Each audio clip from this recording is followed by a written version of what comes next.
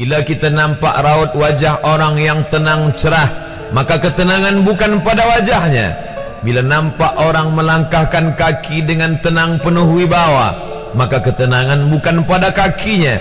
Bila tampak ayunan tangannya tak tergesa-gesa, maka bahagia bukan pada tangannya.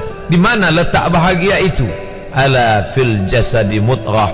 Ketahuilah dalam jasad ada segumpal, ada sekepal, ada sesuap. Idza salahat salahal jasadu kulluh. Kalau yang segumpal itu baik, maka yang lain ikut menjadi baik. Wa idza fasadat fasadal jasadu kulluh. Kalau yang segumpal itu rusak, maka dia pun ikut menjadi rusak. Yang segumpal itulah yang mengendalikan mata, telinga, tangan, kaki.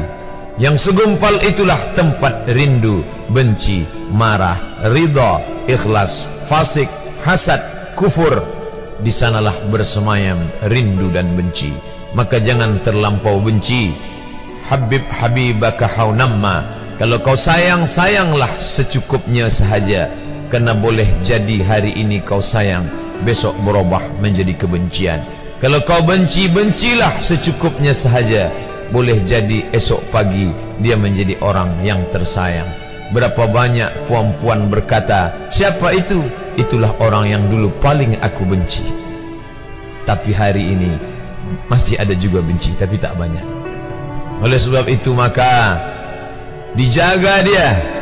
Yauma la yanfa'u malun. Hari itu tak ada guna harta, wala banun, tak ada guna anak, illa man atallah, kecuali orang yang datang menghadap Allah biqalbin salim, dengan hati yang salim.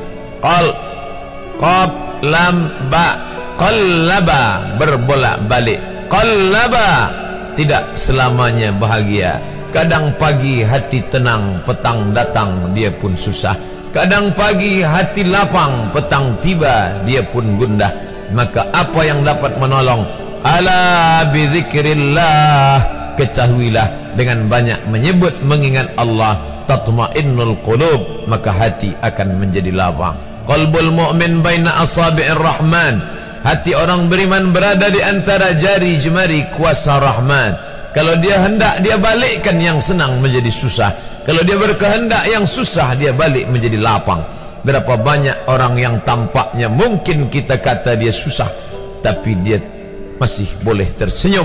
Sebaliknya orang yang menurut pandangan zahir kita cukup segala, makan, pakai, tapi tampaknya kesenangan tak pernah singgah. Apa sebab? Kerana hati milik Allah. Dia ada dalam diri kita, tapi dia bukan punya kita. Lillahi ma fis samawati wa ma fil ard. Apa di langit, apa di bumi, milik Allah. Balikkan kepada Allah.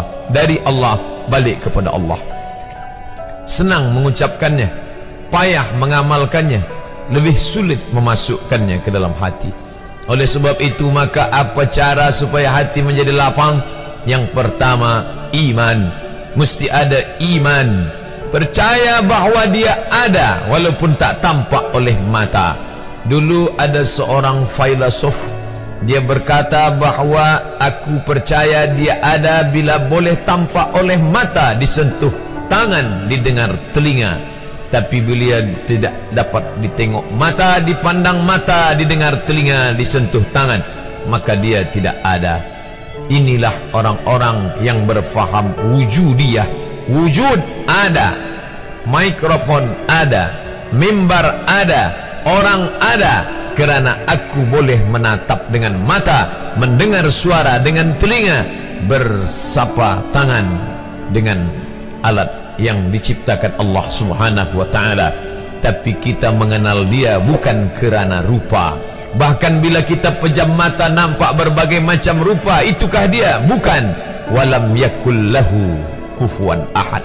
Bila kita pandang tengah malam tampak bermacam warna rupa, itukah dia? Ma khatara bibalik fallahu laisa kadzalik. Apa yang terlintas di hatimu, maka dia tidaklah seperti itu. Dia tak dapat dipandang dengan mata. La tudrikuhul absaru, dia tak dapat ditangkap mata. Wa huwa yudrikul absara, dialah yang dapat menatap mata. Jangankan dia, wajah kita pun kita tak boleh melihatnya. Siapa yang boleh melihat wajahnya?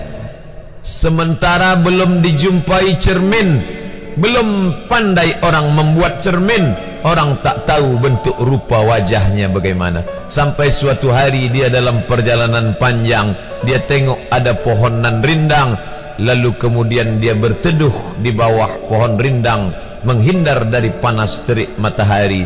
Di bawah pohon rindang ada kolam air. Maka saat dia akan mengambil minum dari air kolam, disitulah dia melihat wajahnya. Oh, begitu rupa wajah di dalam air kolam.